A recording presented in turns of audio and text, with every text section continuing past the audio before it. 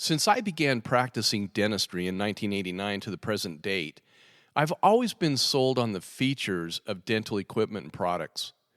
In addition, sales reps have presented the pseudo-stratified benefits of buying this widget or that widget, but no one ever, and I do mean ever, has presented dental technology or products from the same pathway that corporations would look at it. They never present to us an actual return on investment of the things that we buy in dentistry. Instead, we're always told if we buy this widget machine, it'll save us time. Therefore, it will give us the ability to see more patients, thus increasing our profits.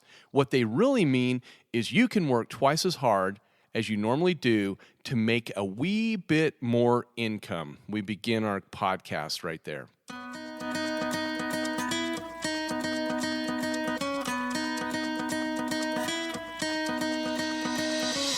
Computers are live, mixers up, levels are good, equalizers good, ready channels 1 and 2. Mic is live in 3, 2, 1, roll it. Welcome, listeners, to the My Practice, My Business podcast, where we teach dentists and their teams how to reclaim forgotten profitability in dentistry with our clinical business of dentistry training. And now, the host of our show, the clinical director at My Practice, My Business, Dr. Rob Thorup. Hello, podcast listeners. It's Dr. Rob with My Practice, My Business. Thanks for joining with us today. When was the last time you heard the dental equipment and product reps tell you that if you use their equipment or product, it will give you a return on investment in and of itself? They simply do not know how dentists can turn these things into real profit centers in the clinical business of dentistry. However, don't beat them up over this. They simply are regurgitating the bullet points the manufacturers have taught them to say. They don't know what they don't know. Unfortunately, for those hardworking dental supply reps, they have no idea about the real ROI talking points that would cause us to buy certain items more readily. And us docs, we don't have the business background to recognize them, even if they did. But it would help. Neither of us are stupid, and things make sense if we understand them. Let me tell you about back in the day when I was going to undergraduate school. I worked for a company called Valley Ambulance. Yes, I was what back then was called the EMT Level 2. And I remember taking a patient into the ER who had had some trauma. And we took that patient in, wheeled him in. We had him on a backboard, and the ER nurse and doc met us right there and said they checked out the patient. And then they said, just wheel them on your gurney right back to this new room we have. And in that room down the hall, what was known as a CAT scan machine. Now, that was brand new. We had never heard of those before. The hospital had thought they had died and gone to heaven when they got this new CAT scan machine to be able to look at patients, through 3D imaging, so to speak. Of course, we have that now in our offices at a much cheaper amount of money than it cost the hospital at that time. It was $1 million machine. And the hospital was like, oh my gosh, how are we going to pay for this? And they came up with a brilliant idea. The CAT scan machine actually had, back in those days, there was actually a code used for that medical that they had created because these CAT scans were just coming out. Sound familiar? But the amount of money, the reimbursements they were getting were too low to pay for the equipment. So what the hospital did is they tagged on a value-added service fee for every patient that they sent back there that needed to have a CAT scan. Isn't that interesting? And in addition, they added on a fee for every patient that entered the ER. It was a nominal fee of, like $20, but back then $20 was $20. And it was like, why is every patient paying for that $20 in addition to the patients needing the services?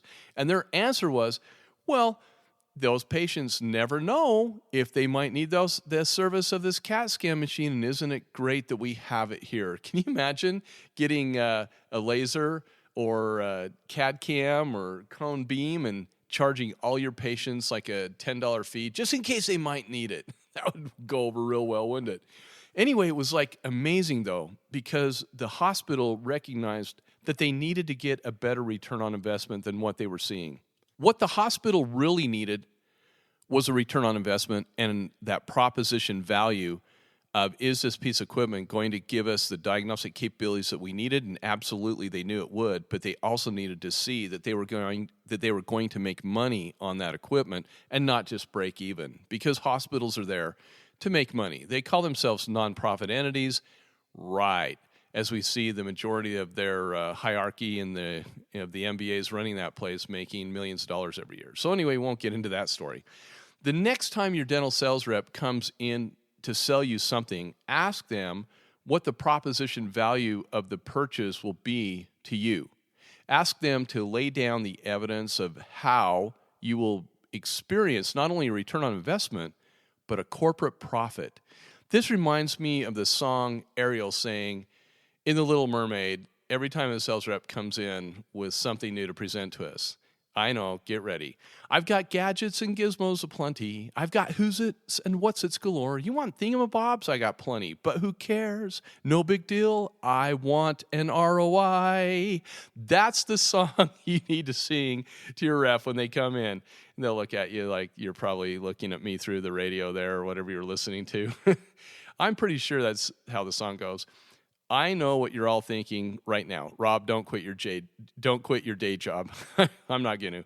Anyway, I entered this very discussion with my awesome Patterson rep a few weeks ago. We were talking about the different high-tech toys out there that dentists can purchase. He's got me going to the Sorona Dentsply major meeting here this next fall, and I'm excited to go to it because, yes, I'm in the hunt for purchasing, some high-tech equipment, and I know how to make it give me a return on investment. That's another story. But we discussed how CAD/CAM was hitting a ceiling with sales and how they have seen purchases drop due to saturation levels here in Utah.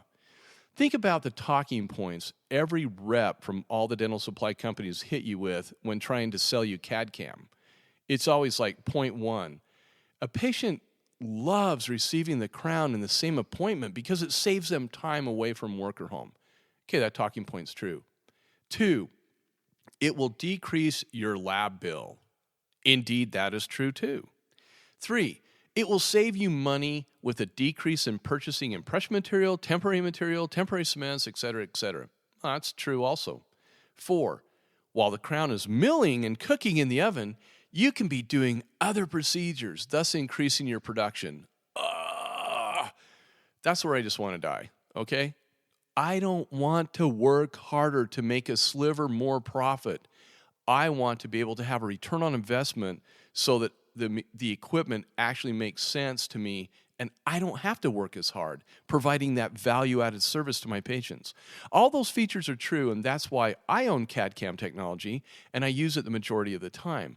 But they really have no idea how to have a conversation about hidden revenue streams and high and value-added profitability with technology.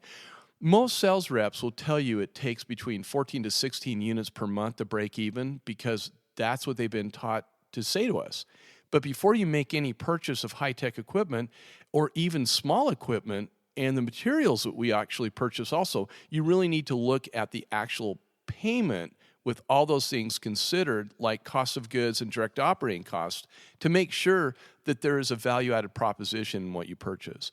Oftentimes, we make these purchases with the promise of increased dental profits. We only to realize that those profits didn't materialize. Sound familiar? They constantly tell us the features of the equipment or material and rarely the benefits to not just the patient, but to our corporations or our solo practices, right? Docs and team members, you need to have a return on investment with most things you purchase. Otherwise, there simply isn't revenue for wage increases, let alone paying for the new equipment. And I'm not just talking the doctor's wage increases. I'm talking about being able to give your staff a raise and being able to retire on time, right? Another thing I see us fall prey to is when we are guilted into the phrase, don't you want to provide your patients with the best? The problem is the best composite material out there like Filtech still is standard at this time, and the best implants like Straumann or the best crowns like an IPS Emax from a really good dental lab have higher costs of goods associated with them that add to our bottom line of of what it costs to run our practice, not our bottom line of profitability, okay? And dentists have long been told by the dental consulting companies to negotiate better supply costs, better lab costs, or tell your reps you'll have to do business elsewhere. This is where the supply companies try to find you private labels on materials which have a cheaper price tag, or your lab will often show you a basic crown that they can do that requires less time for them to fabricate for that cheaper price. All this they do to appease us because of our race to the bottom when it comes to cutting costs to increase our revenues. There is a better way, people. Let's beat this up for a bit longer because this is such an epiphany to me, and I'm having fun with it. I want to give you examples of what our clients have said to me prior to them going through our clinical business of dentistry, office manager, and team training, of what they told me the sales points are when being presented with equipment and supply purchases. Here was one that cracked me up. If you buy this scanner for 20, 30, 40 grand, you can do aligners and make more money, or you can do, you don't have to have impression material to send off to the lab. Oh my gosh. Make sure you research the labs that can actually receive the scans. Look at what it costs you per scan when you take all that total cost. Look how many times you're doing that procedure. Does it really make sense? Is there a return on investment? Also, can you charge an additional fee for that scan? The answer is yes. That's what we train on.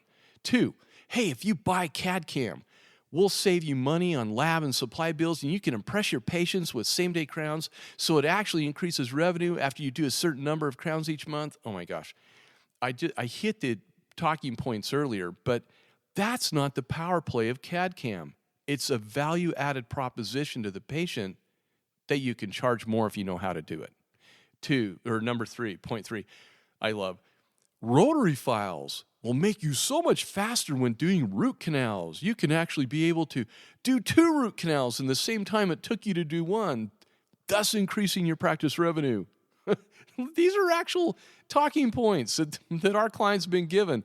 It's like, yeah, that's what I want to do. I want to work twice as hard. I may not have the patients that need root canals, but I'm going to find them. They're all going to need root canals. And I'm going to be able to do 2 at a time. I'm just kidding, people. Don't quote me on that, okay? But no, that's not what we're here for, to listen to how we can work harder to make a sliver of profit. Shoot, one of our clients clearly showed that they are not profitable on root canals in their sector of the United States, and that's why they sent them out. After they came to our training, we showed them how to increase revenue, and they're like, oh my gosh, yeah, I think I'll start doing root canals again. Here's another one. Hard tissue lasers don't require anesthetic. Therefore, you'll be able to do more composite fillings in the same amount of time, thus increasing your practice revenue. Well, that's not true either. Those hard tissue lasers, just like they were back in the day when I purchased one years ago, they require time and skill set to be able to get faster with them, like anything else we do. But how fast are you really? I love the hard tissue lasers, especially for our pediatric patients. But the question becomes are they really anesthetic free? Do you really save that time? Like I say, there is a learning curve on how to use them, and that's going to cost you money while you're doing it. But is there a different way to increase return on investment on those hard tissue lasers? Absolutely, and that's what we teach our clients, and that's why they can have that technology in their office, because they see a return on investment that they never were taught before. Here's another one. If you attend sleep apnea courses, you will learn how to charge your patients way more money for treatment because you will learn how to tap into their medical insurance.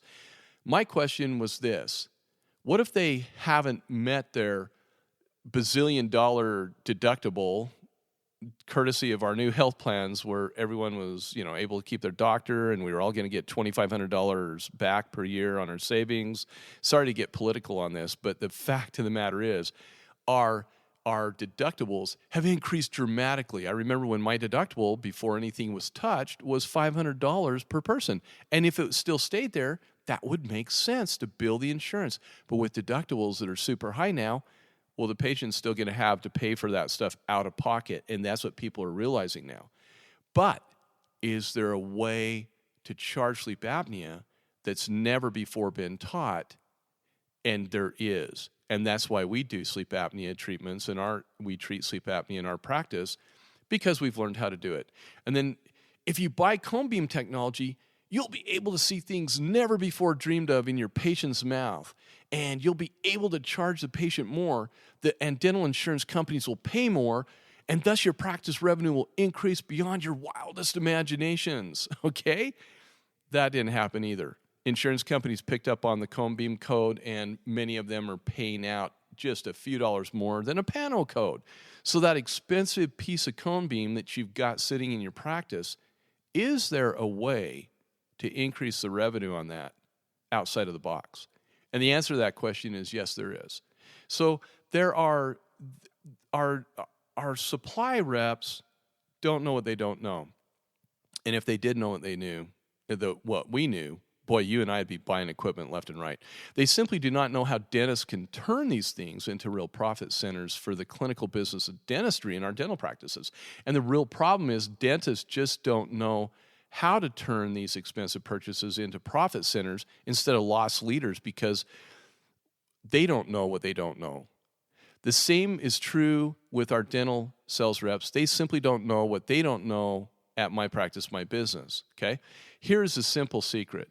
There are hidden revenue streams in everything we do where there is a differential in cost of goods. For those of you listening today who have been through our training, simply keep looking for those hidden jewels of profitability above and beyond what you were taught, because you find them all the time. And when we taught you here at My Practice, My Business, when you went through the training, we get calls all the time. Hey, Rob, hey, Tracy, hey, guess what? I got this stuff, and what if I charge this? Can I charge this? Can I add this value-added proposition to the patient?